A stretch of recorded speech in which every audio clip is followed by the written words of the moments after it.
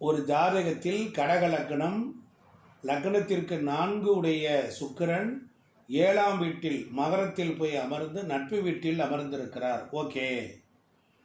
ஆனால் அவருடைய பார்வை லக்னத்தின் மீது விழுகிறது. லக்னத்தில் விழுகும்போது அந்த ஜாதகத்தில் கடகலக்கணம் சரலக்கணத்திற்கு 2ஆம் வீடும் 7ஆம் வீடும் மாரகாதிபதிகள், மாரகஸ்தானம்.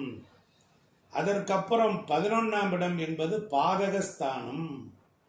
இங்கே பாதகாதிபதி சுகஸ்தானாதிபதி. நல்ல கவனிக்கணும். முதலில் சுகஸ்தானாதிபதி, 4ஆம் இடம் சுகஸ்தானாதிபதி 7இல் இருந்து லக்னத்தை பார்த்தார். அப்போ 4ஆம் இடம் தாய்க்குரிய கிரக லக்னத்தை பார்த்தா, லக்னம் என்பது ஜாதகருக்கு அந்த சுக்கிரனுடைய ஒளி கிடைக்குது, 4ஆம் இடத்தினுடைய தன்மை கிடைக்குது. சுக்கிரன் 4ஆம் இடம். அப்போ அதாவது ஒரு ஜாதகத்தை எடுத்த உடனே லக்னம்னு தெரிஞ்ச உடனே எம்டி கட்டம் போட்ட உடனே என்ன ஜாதகம் பார்க்க போகிறோமோ வெறும் தனியாக நம்ம கட்டத்தை எடுத்து எழுதி பழகணும். அந்த நோட்டில் கிறுக்கக்கூடாது. அப்போ லக்னம் கடக லக்னமா, ரைட்டு, 2, 7 ஒரு சிகப்பிங்கில் மார்க் பண்ணணும். அதுக்கப்புறம் என்ன பண்ணணும், பாதகமா அதை ஒரு பச்சைங்களை மார்க் பண்ணணும், எடுத்து எழுதணும். 2ஆம் இடமும் 7ஆம் இடமும் மாரகர். 2ஆம் இடத்துக்குரியவர் சூரியன், 7ஆம் இடத்துக்குரியவர் சனி, 11ஆம் இடத்துக்குரியவர் சுக்கிரன். இப்படி எழுதி தான் பழகி முதல்ல வரணும். எழுதிட்டீங்கன்னா ஒரு அலாட்டு ஆறுமுகம்.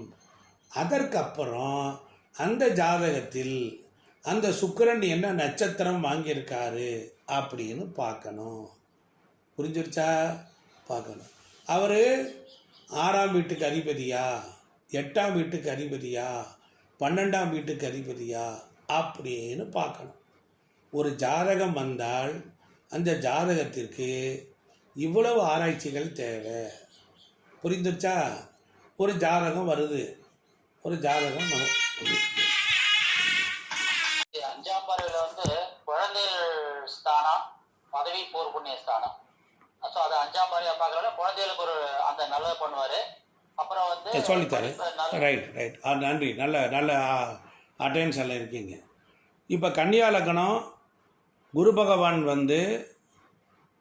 உதாரணத்திற்கு மகரத்தில் இருக்கார், உதாரணத்திற்கு மீனத்தில் இருக்கார், உதாரணத்திற்கு ரிஷபத்தில் இருக்கார்.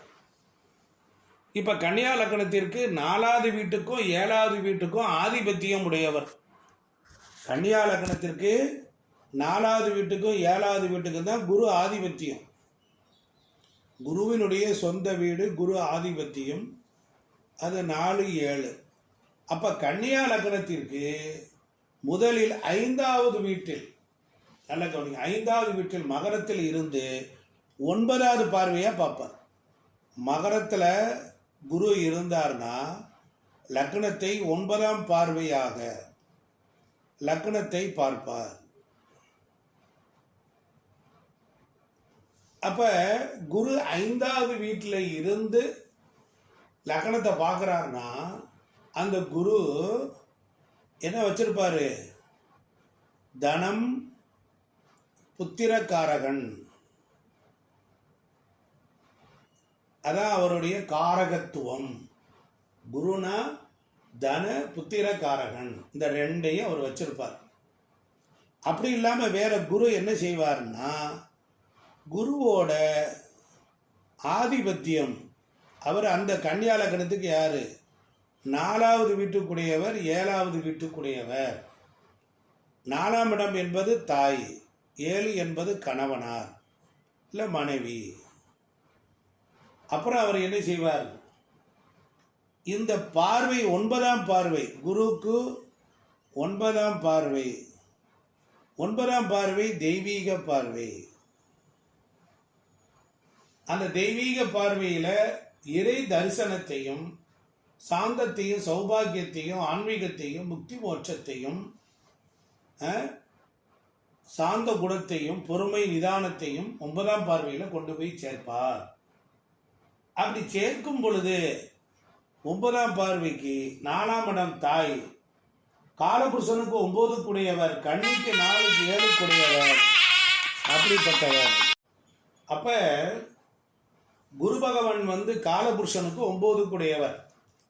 அவருடைய ஆதிபத்தியம் 9 என்பது அவர் கொடுக்கப்பட்ட விதி. 9ஆம் இடம் என்பது பாக்கியஸ்தானம். அதில் எல்லளவும் மாற்றம் இல்லை. அப்போ குரு செயல்படணும்னா செவ்வாயை போலவும் சூரியனை போலவும் இந்த திரிகோணத்தோட தான் செயல்படுவார். குரு செயல்படுறார் அப்படின்னா காலபுருஷத்துக்கு 9ஆம் இடம்னா அந்த ஒரு வீட்டு வேலையை செய்ய மாட்டார். குரு அந்த தனுசு, மேசம், சிம்மம் இந்த மூன்றும் இணைந்தால்தான் முக்கோணம். அந்த சக்தியை அவர் செயல்படுவார். அப்போ குரு எப்போ செயல்பட்டாலும் அவர் செவ்வாய்க்குரிய பலனையும் சூரியனுக்குரிய பலனையும் சேர்த்து செய்வார். இப்போ பாருங்க, காலபுருஷத்துக்கு 9 அப்படித்தான் வேங்கும். அதுக்கப்புறம் பாருங்க, இந்த 4வது வீட்டுக்கு ஆதிபத்தியம் இல்லையா, 9 4 வருது இல்ல. அப்ப என்ன பண்ணுவாரு, உங்க அம்மா தெய்வீக வழிபாடு உடையவரா இருப்பாங்க. சேர்த்துக்கலாமா? அம்மா தெய்வீக வழிபாடு உடையவராக இருப்பாங்க. அம்மா தெய்வீக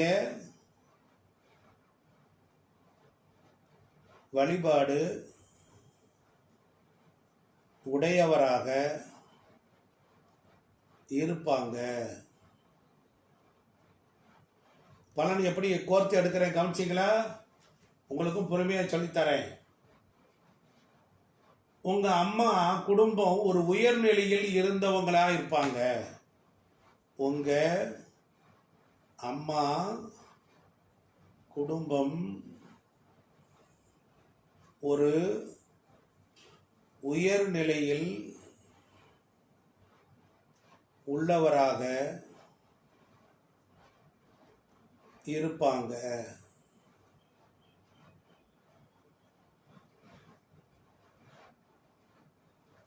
பலன் எடுத்தாச்சு.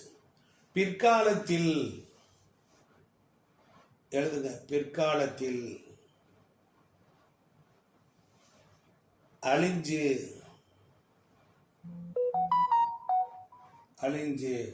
இப்ப நார்மலான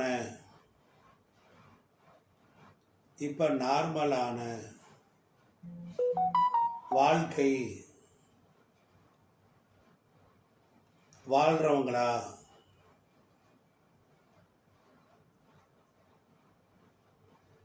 இருப்பாங்க.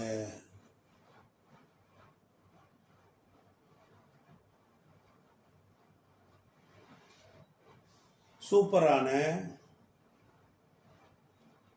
அற்புதமான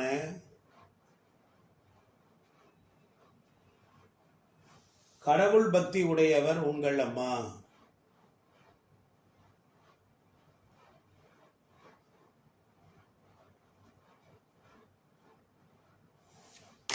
இந்த ஒரு காலத்தில் வந்து உயர்நிலையில் இருந்தாங்க அப்படின்னு சொல்லும்போது இந்த குருவினுடைய பார்வை